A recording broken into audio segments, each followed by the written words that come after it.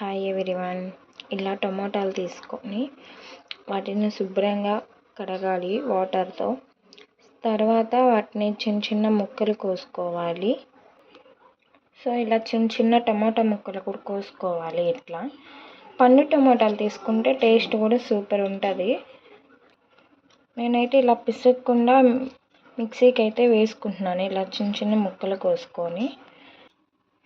So మీరు కూడా మిక్సీకి కూడా వేసుకోవచ్చు, లేకపోతే చేతితో పిసుకచ్చు, అది ఆప్షన్ మటుకే. ఈ కొంచెం చింతపండు అయితే సరిపోతుంది. వాటర్ పోసుకుంటే అది వీటిలో చింతపండు నానేసుకోవాలి కొంచెం. సో ఇలా అయితే మిక్సీకి వేసుకోవాలి. ఇలా కొంచెం ఇంకా ఉంటే కొంచెం పిసుక్కోవాలి. ఇలా కొంచెం బాగా గట్టిగా పిసుక్కుంటే టేస్ట్ ఇంకా బాగుండిద్ది.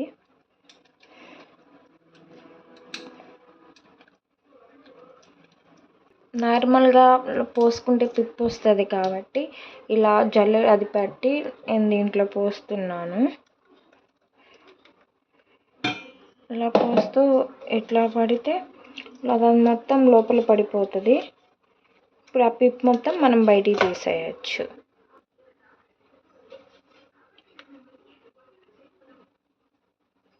ఈ పిప్పు మొత్తం మనం బయటికి తీసేయచ్చు. ఇలా వస్తుంది పిప్పు మొత్తం. ఇలా కొన్ని వాటర్ పోసుకోవాలి.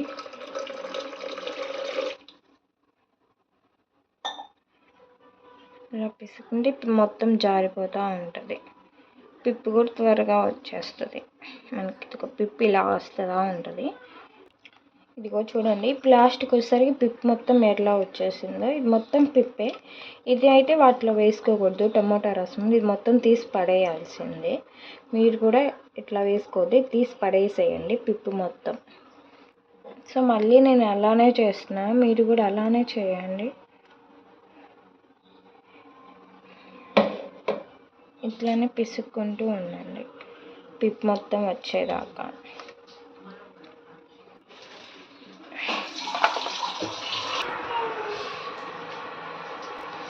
ఈ గ్లాస్తో అయితే నేను 3 గ్లాసెస్ వాటర్ తీసుకున్నాను. ఇలా పోసేసాను 3 గ్లాసెస్ వాటరు. చూడండి పిప్పు మొత్తం ఇప్పుడు వచ్చేసింది. ఇట్లానే ఇదిగో పిప్పు మొత్తం ఇప్పుడు పడేయాల్సిందే. సో వీటిలో అయితే ఇంకా పిప్పు ఏమి ఉండదు. ఇదిగో చూడండి, పిప్పు కొంచెం కూడా లేదు. చూడండి ఇట్లా ఉంటుంది, పిప్పు కూడా ఏం రాదు. సో ఇలా స్టవ్ మీద పెట్టాను. ఇలా 2 పచ్చిమిర్చి కూడా వేసుకోవాలి. సో ఇప్పుడు మనం చింతపండు నానేసాం కాబట్టి చింతపండు రసం కూడా కొంచెం పిసికి రసం కొంచెం దాంట్లో పోసుకోవాలి. టమాటా రసం పోసుకోవాలి కొంచెం. సో కల్లుప్పు వేసుకోవాలి. కల్లుప్పు వేసుకుంటే కొంచెం టేస్ట్ బాగుంటుంది. సాల్ట్ వేసుకుంటే అంతగా ఏమి ఉండదు. సో నేనైతే కల్లుప్పు వేసుకున్నాను.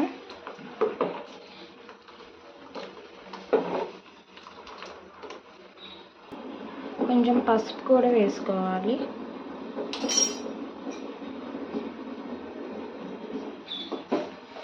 పసుపు వేసుకొని కలుపుకోవాలి. ఇలా పచ్చిమిర్చి మెత్తపడే వాటికి ఉడకనివ్వాలి బాగా. పచ్చిమిర్చి బాగా మెత్తగా రావాలి, ఇప్పటి వరకు కొంచెం బాగా ఉడకనివ్వాలి. ఉల్లిపాయల రెబ్బలు వేసుకోవాలి. కొంచెం మిరియాలు కూడా వేసుకోవాలి.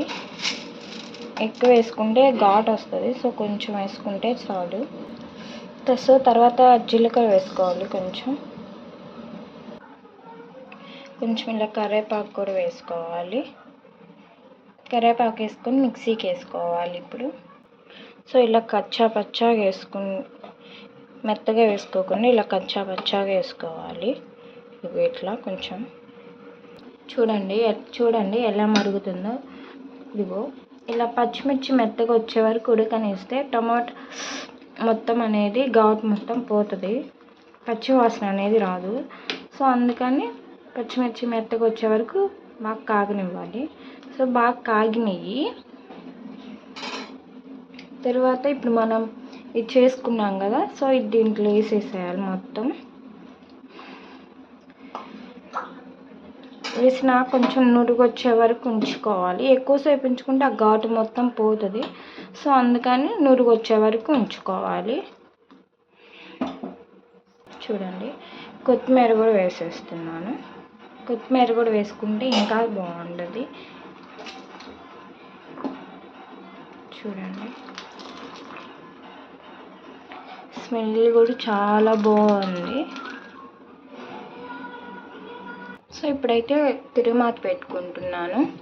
కొంచెం ఆయిల్ పోసుకోవాలి. ఆవాలు కొంచెం వేసుకోవాలి. ఆ తర్వాత మినపప్పు కూడా వేసుకోవాలి. 2 ఎండుమిర్చి కూడా వేసుకోవాలి. చూడండి, తిరుమాత కాలింది. కరివేపాకు కూడా వేసుకోవాలి. ఇప్పుడు చూడండి, మనకంతా నురుగు వస్తున్నట్టుంది కదా. చూడండి,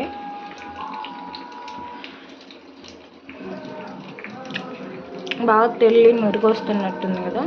సో ఆ తర్వాత స్టవ్ ఆపేసి ఈ తిరుమాత వేసాం కదా, అది మొత్తం ఇంట్లో వేసుకోవాలి.